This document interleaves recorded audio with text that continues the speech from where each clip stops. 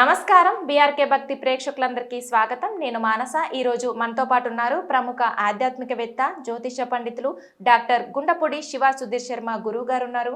గురుగారిని అడిగి మే నెలలో 12 రాష్ట్రాల వారికి ఎలా ఉంటుంది, ఎలాంటి పరిహారం చేసుకుంటే మంచి ఫలితం ఉంటుందో గురుగారిని అడిగి తెలుసుకుందాం. నమస్కారం గురుగారు. శ్రీమాత్రే నమః. శ్రీ గురుభ్యో నమః. గురుగారు, ముందుగా మేషరాశి గురించి మే నెలలో ఎలా ఉండబోతుంది? ముఖ్యంగా నాన్న, మేషరాశి వారికి 7.5 సంవత్సరాల శని అనేటువంటి ఒక ప్రభావం ఎక్కువగా భయపడుతున్నటువంటి పరిస్థితులు జనాలు. కానీ మేషరాశి వారికి ఈ మే నెలలోకి వచ్చేసరికి కుజగ్రహ ప్రభావం కావచ్చు, కేతుగ్రహ ప్రభావం వల్ల అనుకున్న పనులు అనుకున్న సమయానికి చక్కగా నెరవేరుతాయి నాన్న. ఏమాత్రం కూడా ఆలస్యం కాకుండా సంకల్పం చేయడం అనేది ఆలస్యం, తప్పనిసరిగా మంచి పనులు సమకూరుతాయి. కానీ వాహన ప్రమాదాలలో కొంచెం జాగ్రత్త. ప్రయాణం చేసేటప్పుడు వాహన ప్రమాదాలు జరిగేటువంటి అవకాశం ఉన్నది కాబట్టి కొంచెం జాగ్రత్త వహించవలసినటువంటి పరిస్థితులు కూడా కనబడుతూ ఉన్నాయి. అలాగే వీరికి రావాల్సినటువంటి మొండి బకాయిలు కూడా తప్పనిసరిగా వసూలు అయ్యేటువంటి పరిస్థితి.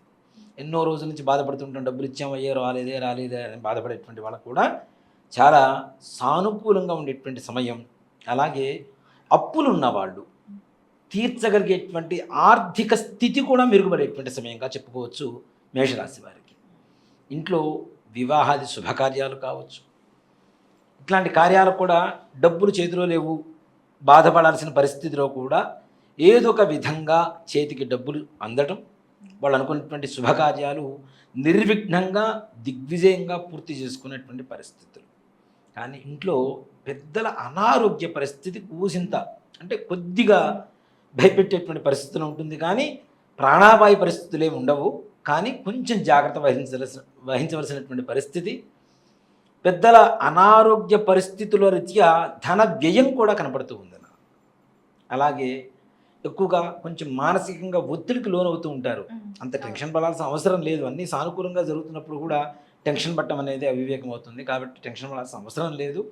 అలాగే విద్యార్థులు కూడా వాళ్ళు అనుకున్నటువంటి సమయానికి తప్పనిసరిగా పరీక్షల్లో ఉత్తీర్ణత జరగడం అనేటువంటిది తప్పనిసరిగా జరుగుతూ ఉంటుంది. అలాగే రాజకీయ నాయకులకు ఎలా ఉంటుంది గురుగారు? రాజకీయ నాయకులకు కూడా నాన్న ఈ సంవత్సరం అంటే ఈ నెలలో మే నెలలో ఏదైతే ఉందో అనుకున్న పనులు తప్పనిసరిగా సకాలంగా పూర్తవుతాయి. వాళ్ళకి దగ్గరగా ఉండేటువంటి వ్యక్తుల వల్ల కొంతమంది మోసం చేసేటువంటి వాళ్ళు, కొత్తగా పరిచయం అయ్యేటువంటి వ్యక్తుల వల్ల కొన్ని లాభాలు జరిగేటువంటి పరిస్థితులు ఉన్నాయి. ఉన్నత స్థానానికి వెళ్తారు అని చెప్పలేం. కానీ ఉన్నత స్థానానికి వెళ్ళడానికి కావాల్సినటువంటి ప్రయాణం ప్రారంభం మాత్రం ఈ నెలలో జరగడం అనేది మాత్రం తథ్యంగా జరుగుతుంది. ఓకే. అలాగే అంటే సినీ ఇండస్ట్రీకి వెళ్ళాలనుకుంటారు కదా గురుగారు, సో అలాంటి వాళ్ళకి ఎలా ఉంటుంది? సినీ పరిశ్రమ వారికి కూడా కొత్త అవకాశాలు వస్తాయి నాన్న. కొంతమందికి అంటే ఎన్నో రోజుల నుంచి ఎదురు చూస్తున్నాం, అవకాశాలు రావటం లేదు, మనకున్నటువంటి ఒక టాలెంట్ని ప్రూవ్ చేసుకోవడానికి అవకాశం దొరకట్లేదు అనుకునేటువంటి ప్రతి ఒక్కరికి కూడా మే నెలలో మేషరాశి వారికి తప్పనిసరిగా మంచి అవకాశాలు వస్తాయి. తద్వారా ఆర్థికంగా అలాగే వాళ్ళకు ఉండేటువంటి నైపుణ్యత జనాలకి తెలియపరిచేలాగా తద్వారా మంచి గుర్తింపు రావడం కూడా సినీ మీడియా పరిశ్రమ వారికి తప్పనిసరిగా మంచి జరిగేటువంటి అవకాశాలు బాగా చక్కగా కనపడుతున్నాయి. ఓకే గురుగారు, ఇంకా వ్యవసాయ రంగంలో ఉన్న వాళ్ళకి ఎలాంటి? వ్యవసాయ రంగం వారికి కూడా ఈ నెలలో ఏమాత్రం కూడా ఢోకా లేదమ్మా. నిజంగా ఎన్నో సంవత్సరాల నుంచి మేము బాధలు పడుతున్నాం, పంట చేతికి రావట్లేదు అనుకునేటువంటి వారికి కూడా ఈ నెలలో ఏదైతే అంటే ఇప్పుడు ఒక మాట చెప్పండి, మే నెలలో వరి ఇట్లాంటివి రావు నాన్న. దారువాయి పంటలు అంటారు, మినుములు, కందులు ఇట్లాంటి పంటలు వేస్తుంటారు. ఇట్లాంటి వాళ్ళకి నిజంగా రాబోయేటువంటి అంటే ఇప్పుడు పంట పండించి ఇంటికి తెచ్చుకుంటారు కదా, అవి నిల్వ ఉంచుకొని భవిష్యత్తు రోజుల్లో రాబోయేటువంటి నెలల్లో మంచి రేట్లు పెరిగి వాళ్ళకి ఆర్థికంగా లాభపడేటువంటి అవకాశం చక్కగా కనపడుతూ ఉన్నది. అలాగే విదేశీ ప్రయాణం చేయాలి అనుకునేటువంటి విద్యార్థులు కావచ్చు, ఉద్యోగ పరిస్థితులు కావచ్చు, నిజంగా విద్యార్థులు విదేశాలకు వెళ్ళి చదువుకునేటువంటి పరిస్థితి ఈ రోజుల్లో గడ్డు కాలంగా మారినా అది కూడా ఈ మేషరాశి వారికి అనుకూలంగా మారబోతుంది.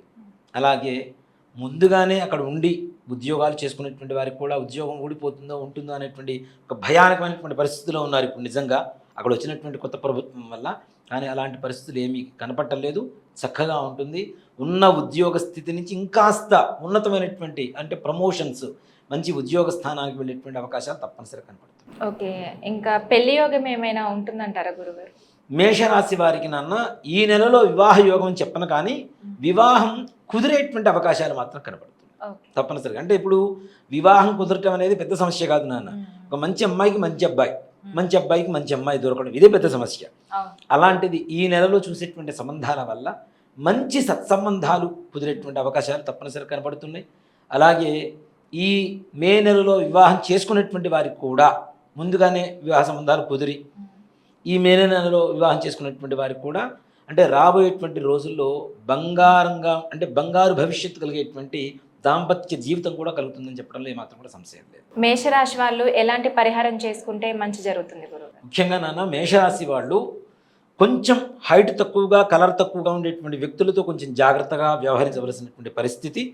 వీళ్ళు నల్ల నువ్వులు బెల్లం ఉంటాయి నాన్న, ఒక 50 గ్రాములు నల్ల నువ్వులు, 50 గ్రాములు బెల్లం మెత్తగా దంచి చిన్న చిన్న రోల్స్ ఒక 19 రోల్స్ చేసి ఆవుకి పెట్టండి. ఎక్కువ పెడితే ఎక్కువ పుణ్యం వస్తుంది అనుకుంటే అది ఆవుకి ఎక్కువగా దెబ్బతినేటువంటి అవకాశం ఉంటుంది ఆరోగ్యం, కాబట్టి ఆ పాపం ఎక్కువ వస్తుంది.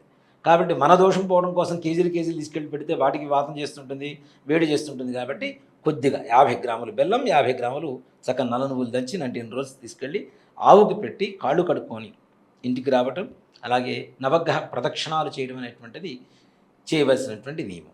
ఓకే గురుగారు, మేషరాశి వారి గురించి అలాగే వాళ్ళు ఎలాంటి పరిహారం చేసుకుంటూ మంచి జరుగుతుంది అనే దాని గురించి చాలా చక్కగా వివరించారు. ధన్యవాదాలు. శ్రీమాత్రే నమః. శ్రీ గురుభ్యో నమః.